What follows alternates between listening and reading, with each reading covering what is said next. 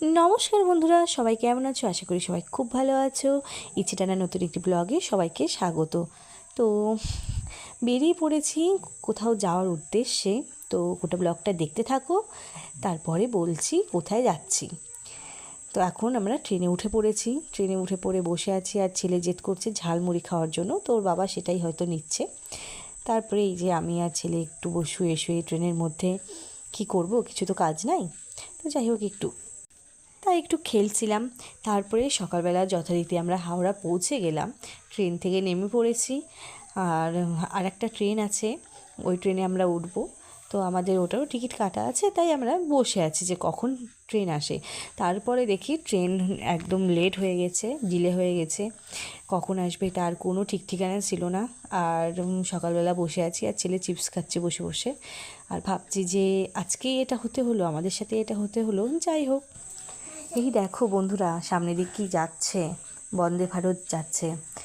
কোথায় যাচ্ছে ঠিক দেখা হয়নি, তবে কোথাও একটা যাচ্ছি। ওর উদ্দেশ্যে ও রওনা দিয়ে দিয়েছে, তাই না? তো তারপরে আমরা বললাম ওর বাবাকে যে চলো একটু বাইরে থেকে ঘুরে আসি, কারণ আমাদের ট্রেনটা অনেক ডিলে হয়ে গেছিলো। সামনে একটু হাওড়া ব্রিজ আছে, ওখান থেকে একটু ছবি তুলে আসি। তো সেই জন্যে রওনা দিয়ে দিলাম। হেঁটে হেঁটে যাচ্ছি, আর চারিদিকে কলকাতা তো অনেক বড় শহর, আমাদের চোখে তো অনেক বড় শহর হবেই, কারণ আমরা তো অত বড় শহরে থাকি না। আর চারিদিকে কত গাড়ি, কত বাস, ভালো লাগছে দেখে। তারপরে আমরা পৌঁছে গেলাম হাওড়া ব্রিজে। ওইখানটাতে এত সুন্দর, গঙ্গার ধারে এত সুন্দর হাওয়া দিচ্ছিল, মানে বলার কথা না। মনে হচ্ছিল যে ওখানেই দাঁড়িয়ে থাকি, আর ওখান থেকে কোথাও মানে যাব না। আর এগুলো হয়তো জল ঢালতে যাচ্ছিল শিবের মাথায়।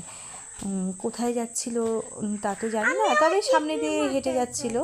আর এই দেখো বন্ধুরা, গঙ্গা, যেটা মানে চোখের সামনে এত ভালো লাগছিল, এত স্নিগ্ধ লাগছিল, ওর মতো বয়ে চলে যাচ্ছে। আর চারিদিকে কত বড় বড় বিল্ডিং, আর ভীষণ ভালো লাগছিল দেখে। আর এত হাওয়া দিচ্ছিল ওখানটাতে, সেটা সব থেকে এই গরমের মধ্যে যেন প্রাণটা জুড়িয়ে দিচ্ছিল ওই একটু হাওয়া। কত জল দেখেছো, তাই না? আর চারিদিকে কত মানুষ যাচ্ছে, কত গাড়ি যাচ্ছে, মাথার উপরে হাওড়া ব্রিজ দাঁড়িয়ে আছে, আর চারিদিকে মানুষজন। তারপরে সেখান থেকে বেরোয় আমরা চলে আসলাম স্টেশনে আবার। তারপরে দেখি যে ট্রেনের কোনো টাইমই দিচ্ছে না, ট্রেন কখন আসবে তার নাই ঠিক। তো মা ছেলে একটু ঢং করে নিয়ে ভিডিও করে নিলাম।